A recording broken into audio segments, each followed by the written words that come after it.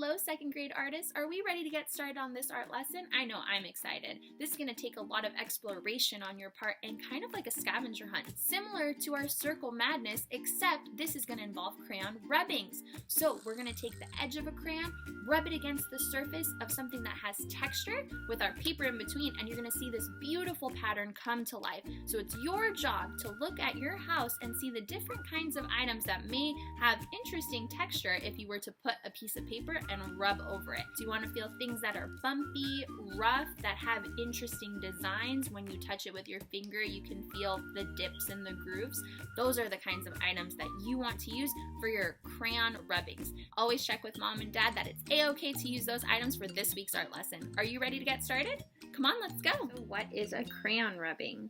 This brown is beautifully unraveled, and you use the edge of it to color over a texture, and it'll appear on your papers. So you may be thinking, I peeled all of my crayons, what are we going to be rubbing? So that's the question, and you, my friends, are going to solve the answer.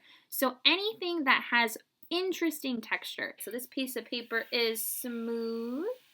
If I were to get a blanket and start to feel it, it's very soft. A book with a hard cover is also very smooth. Or you can call the texture hard, right? Because it's hard when I hit it. So it's your job to go around the house looking for items that have texture that we can rub.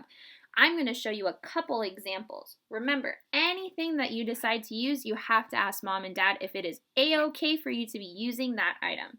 So I went around my house and I found a key, a coin. This has nice holes where I put my pens, and I know it's a flat surface that I can rub, so I have this. I also found on the picture frame, there's this beautiful metal flowers. This is a picture of my mom and dad. The beautiful metal flowers I can use to also rub, so I have a picture frame. This is the top of my watercolors, and it's nice and bumpy. All these circle grooves, that would be interesting to rub. And baskets. Baskets are wonderful because they have this beautiful texture of woven pieces of wood and twine that are put together to make a beautiful and bumpy texture. So everything that I've gathered is something flat. If it's not flat, if it's 3D, it's going to be super hard to rub.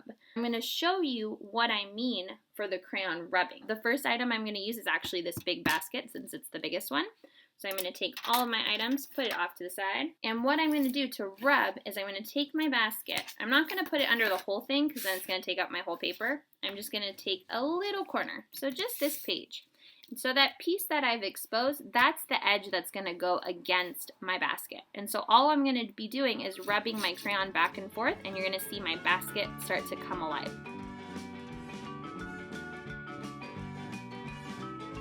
So there I have that half a circle textured rub from using the edge of my crayon to go back and forth against the object with my paper layered on top. So now I'm going to pick my next crayon rubbing. And so I think I'm going to do this container that holds all my pencils. Again, I'm going to place the object down flat. I'm going to place my paper over it, and I can kind of pick, maybe I want it to overlap. And I'm actually going to do it this way. So I'm going to take a color. I'm going to use the edge of my crayon, rub against the object. So you really have to hold on to the object when you're doing it.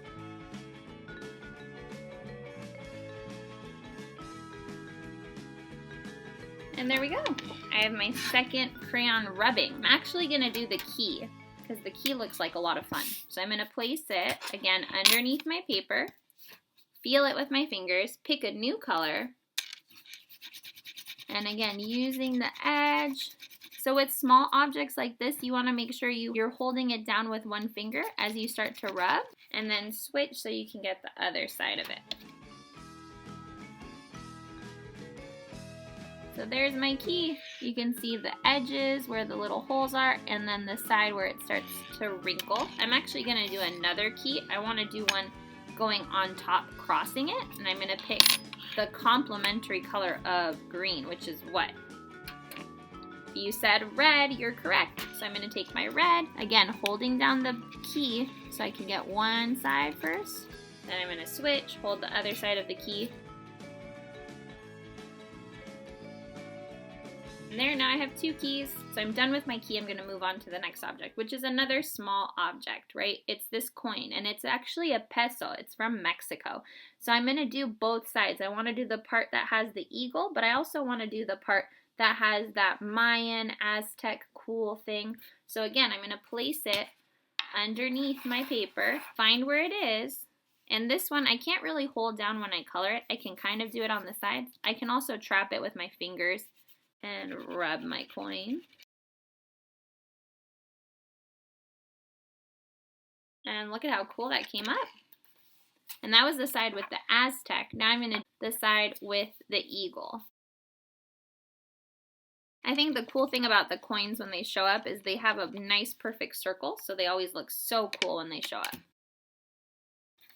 So then I have my 2 coins. Next I'm going to do this one. And so you can layer them. They can go on top of each other, over each other. I'm going to do this one diagonally across.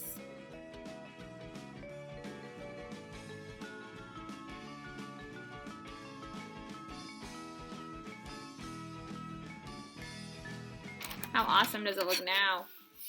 Super cool. So my last item is that picture frame. Remember that we were talking about? So I want to be super careful because remember it is metal, and I want to be careful because there's a nice beautiful picture in it. So I'm going to place it gently underneath. I'm going to use this violet for it.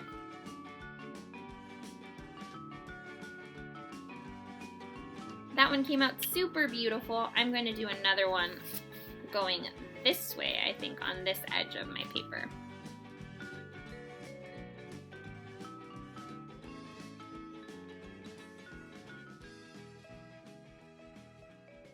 So I'm going to ask that we find at least 4 items and we trace at least 8 times. So I did my picture frame twice, I did my coins twice, my key twice. I need to do my basket another time, my pencil container another time, and my watercolor tray. So I'm going to go ahead and do that.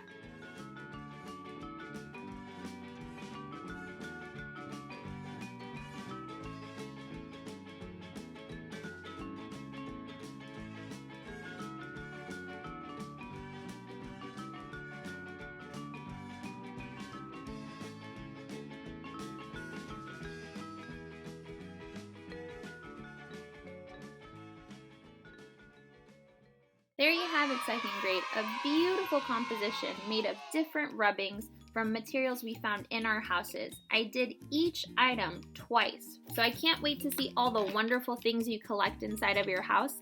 Make sure that you ask Mom and Dad if it's okay to use those items before you start to use them. Peel off the front of your crayon so you have a nice clean edge, and hold down your paper when you're rubbing. Have a wonderful rest of your day and happy creating!